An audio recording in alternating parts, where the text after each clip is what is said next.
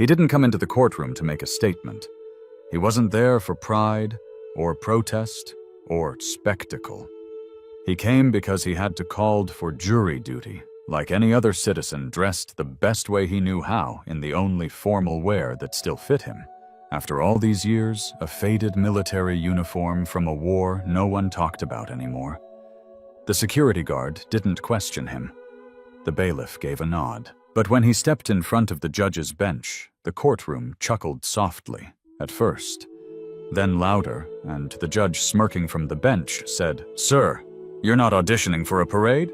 The old man stood still, silent, until the clerk quietly handed the judge a slip of paper with one name on it. That name changed everything, because the judge didn't smile after that. He stood, at full attention. "Welcome to endless stories, where uniform threads may fade, but the names behind them never will. If this story moves you, subscribe, stay, and help us honor every man and woman whose silence still commands respect." He didn't have a closet full of suits, never needed one.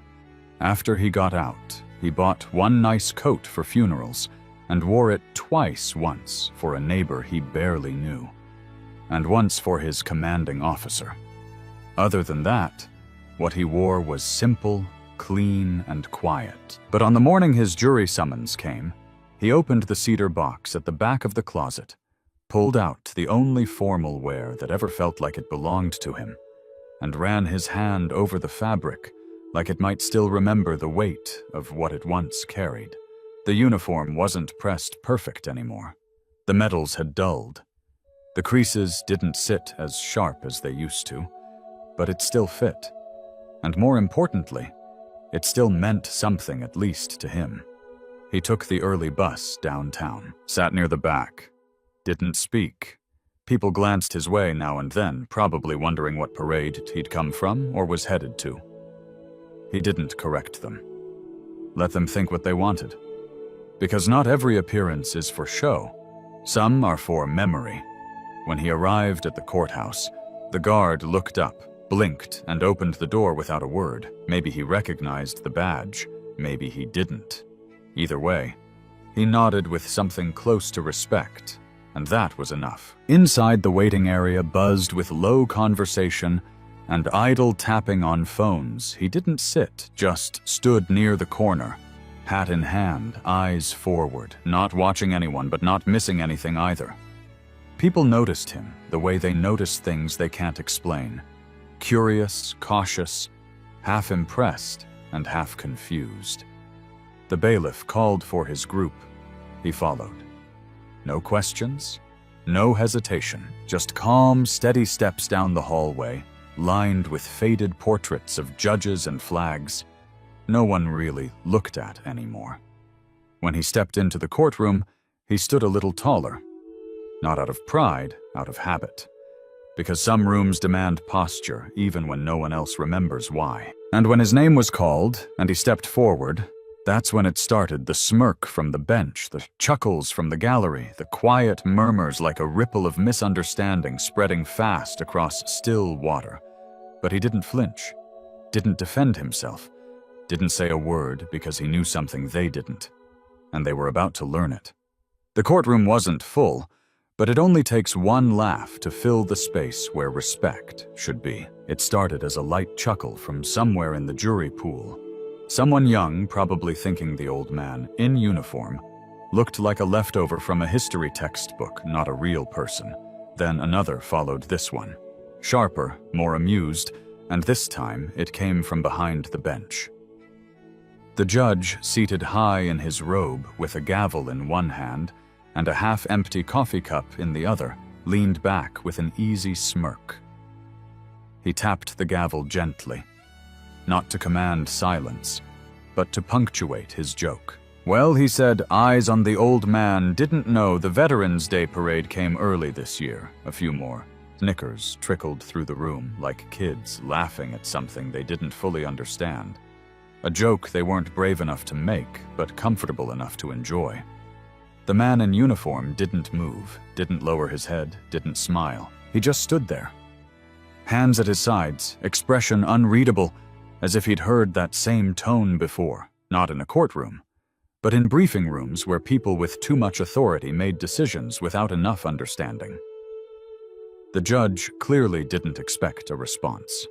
He turned back to the file in front of him, flipping pages casually until the bailiff leaned in and whispered something in his ear. The judge raised an eyebrow. The bailiff handed him a sheet of paper, not a legal document, not a form, just a single printed name at the top, and then the room changed. The judge stared at the paper longer than necessary. His eyes scanned the name once, then again, and the hand holding the coffee cup slowly set it down without a sound. He cleared his throat quietly this time and leaned forward. Not to speak, but to rise. He stood up, straightened his robe, and gave a full, sharp, practiced salute. The chuckles stopped. Every head turned. And the old man still hadn't said a word because he didn't have to.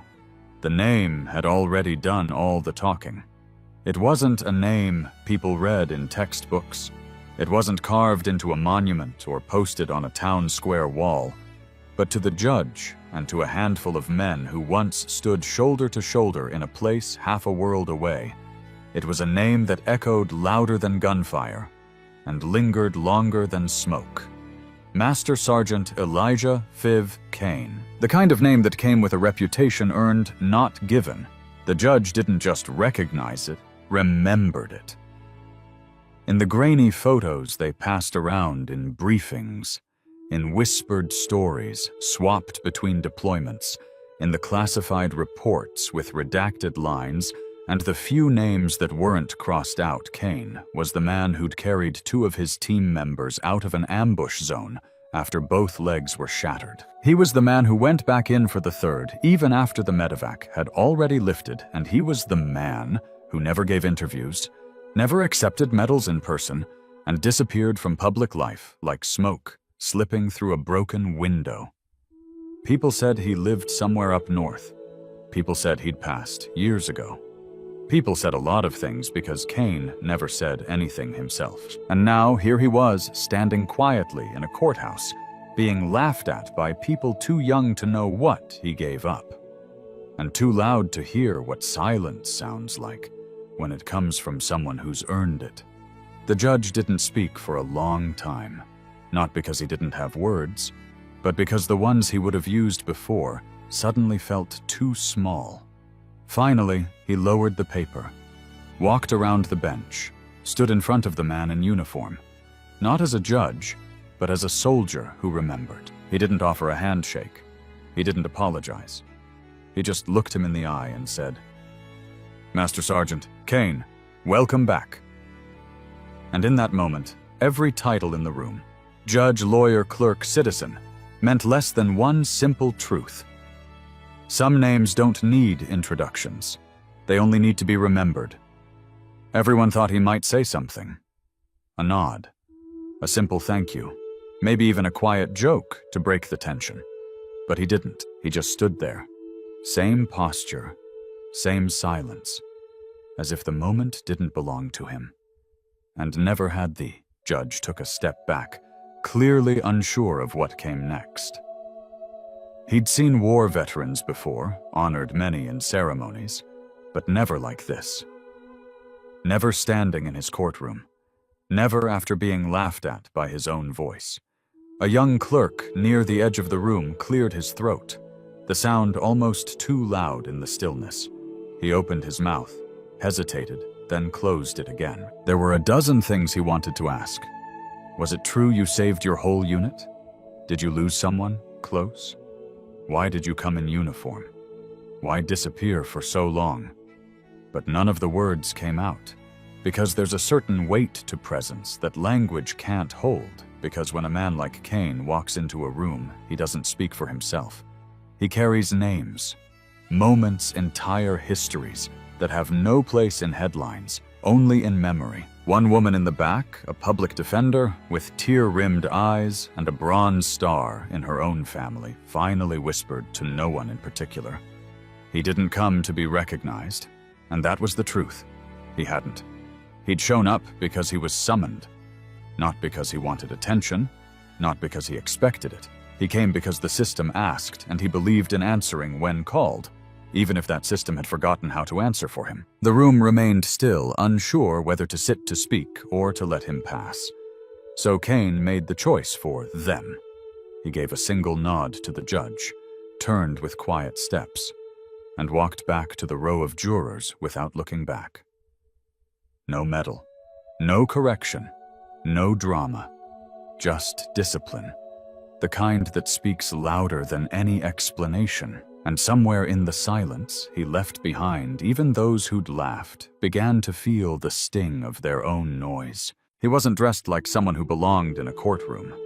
Jean's too ripped hoodie, too loose earbuds still hanging around his neck like they were waiting for the world to stop talking.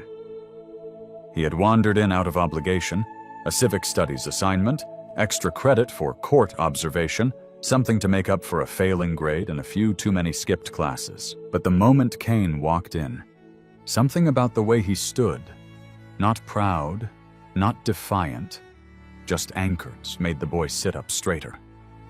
And when the judge cracked that first joke, when the laughter rolled through the room like a wave that didn't care who it crushed, he laughed too. Reflex, not malice. But when the judge stood, when he saluted, and when Kane didn't even blink, the boy's chest tightened in a way he couldn't explain. It wasn't guilt.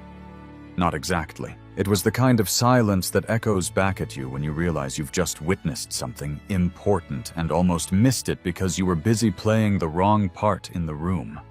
After Kane sat down again, the boy didn't look away.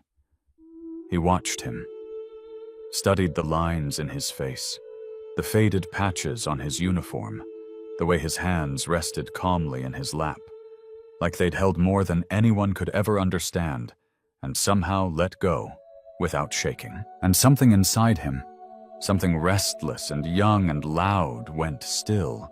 When court recessed for lunch, most people filed out fast, checking phones, whispering about how strange the morning had been.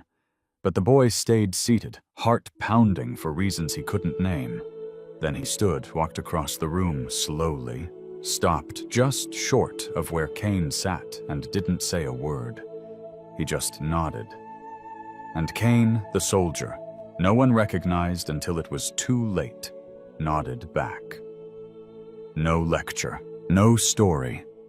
Just a moment passed between them, quiet as breath. And for the first time in his life, the boy realized that respect didn't always sound like sir. Sometimes it sounded like silence earned. He hadn't meant to speak. Judges aren't supposed to explain themselves. Their robes are walls, not windows. But after recess, when the room had settled, when the gallery had emptied, and the jurors returned with eyes softer than before, the judge stayed standing, not behind the bench, but beside it, hands folded. Voice low, not commanding, but remembering. "Most of you don't know this," he began. "But before law school, before the robe, before I ever spoke in front of a courtroom, I stood in a room that smelled like oil, metal, and blood. No one moved." Kane didn't look up, but something in the air turned still respectful. The judge took a breath, slow and shaky.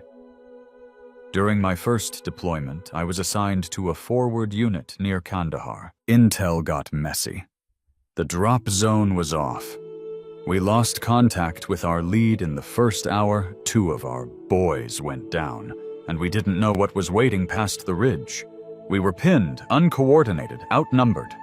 He paused, not for effect, but to find the part of him that could still say the next part out loud. And then this shadow moved through the dust. No insignia, no words, just 2 hands, one carrying a rifle, the other dragging one of our wounded. He looked across the room, but not at Kane. Not yet. He carried 2 of ours back. Came in like smoke left before the dust even settled. Never gave a name. We thought maybe he was a myth, some ghost. our minds made up to feel less lost now. His eyes locked on Kane, steady, clear, until today Kane didn't speak, didn't nod, just blinked once. And that was enough. The judge turned back to the courtroom. So for anyone wondering why I stood, it wasn't because of a title, or a medal, or a uniform, he let the silence answer. It was because I'm standing today, because he walked in that day. No one laughed after that. Not even once. His apartment was as quiet as ever. One chair, one table, one small photo framed on the mantel. Black and white edges, worn faces half smiling in a place that hadn't existed for 20 years. Kane walked in, removed the jacket, folded it slow, deliberate, like he was still in the barracks. He opened the drawer beneath the mantel and pulled out the letter. Same envelope, same crease, still sealed. He'd written it the night after they pulled back, after the smoke cleared, after the silence grew too heavy to carry in his chest. It was addressed to a man whose name no longer appeared on rosters, who never got his final promotion, who never made it home to meet the baby girl named after his sister. Kane never sent it. Not because he didn't mean it, but because some words don't belong to the living. They stay folded like flags, waiting for the right silence to wrap around them. He opened it now slowly, the paper soft with time. Ink slightly faded, but every word still sharp. Caleb, you didn't run. I know some might say it doesn't matter now, but it does. You didn't run. You covered me. You gave the signal. You made the choice. I should have pulled you out first, but I didn't see the wire. You did. And I know what you'd say if you were here. You'd laugh. Say, you were always the stubborn one, Sarge. Maybe I was. I've carried your name every day since I never said it in public, never carved it in stone. But it's in the quiet, when the wind shifts. It's in the way I walk slower past playgrounds. It's in the seat I leave empty at the bar. And today, someone finally said my name again, out loud. Not because of what I did, but because they remembered what you gave. It's still not enough, but it's something. He folded the letter gently, slid it back into the envelope, and this time, instead of hiding it, he placed it on the table where the morning light would hit it. Some stories don't need to be sent. They just need to be read, even if it's only once by the man who wrote them.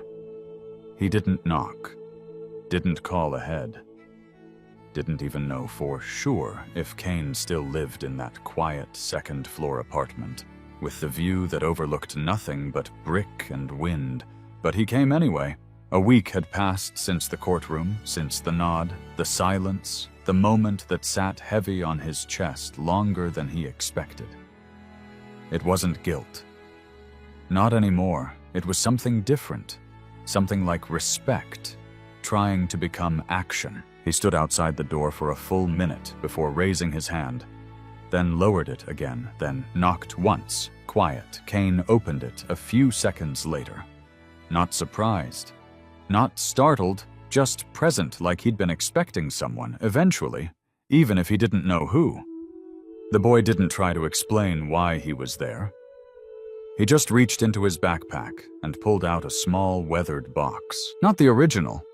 This one was handmade, rough wood, clearly sanded by someone who hadn't done it before, but it was careful, intentional. He offered it with two hands. I built this for your medal, he said. Kane looked at the box, then at the boy, then slowly took it, the way someone receives something heavier than it looks. He didn't speak. Didn't need to. The boy shuffled his feet, unsure what to do next. I didn't know who you were that day, he said, but I think I needed to. Kane gave a small nod, barely there. But real. The boy turned to leave, then paused. You think maybe one day you could tell me more about the others, about Caleb. Kane's eyes shifted slightly. He hadn't said that name aloud in years, but now it didn't hurt the way it used to. Maybe that was the beginning of something. He stepped back from the door, opened it wider. Not a full invitation, just enough. The boy smiled, not wide, not loud, and stepped inside. Because sometimes the most important conversations don't start with answers. They start with someone who finally cared enough to ask. The room hadn't changed. Same chair, same mantel. Same photo resting quietly above a drawer that once held medals, letters, and names spoken only in silence. But something about the space felt different now. Not louder, just fuller. Kane sat in his chair, box in his lap. The new one, the handmade one. The one that didn't come from a government issue, but from a boy with shaking hands and steady eyes. Across from him, the kid listened. Not with questions, not with a recorder or notebook. Just presence. Kane didn't start with war stories. He didn't talk about battles or blood. He began with music, the kind Caleb used to hum when they'd sit under a half-working lantern, trying to drown out the waiting. He talked about the way Caleb wrote his sister's name into every field report, just in case he didn't get the chance to write a real goodbye. He talked about laughter between firefights, bad coffee, worse boots, and the way a man learns to say so much with a look. When radios go quiet, the boy didn't interrupt. Not once. Hours passed like minutes. The sun shifted, and for the first time the medal came out of the drawer. Kane didn't put it on. He didn't need to. He opened the new box, placed it inside, closed the lid slowly, and handed it to the boy. "Not for you," he said. "For when someone asks why I didn't speak sooner." The boy held it like something alive. "I'll tell them," he promised. Kane nodded once. And that was enough. Because sometimes silence isn't about forgetting. It's about waiting. Waiting for the right voice to carry the name forward, not in speeches, not in parades, but in the quiet rooms where stories are finally heard. Thank you for staying through this journey. This wasn't just a story about a courtroom. It was about silence. Earned, carried, and finally understood. About how sometimes the loudest truths are the ones spoken without saying a word. If this story touched something in you, if it reminded you of someone who never asked for recognition but always deserved it, then don't let it stop here. Subscribe to Endless Stories. Share this with someone who's worn a uniform or loved someone who has. Leave a comment with the name you still remember. Because some names deserve to be heard again and again. One story at a time.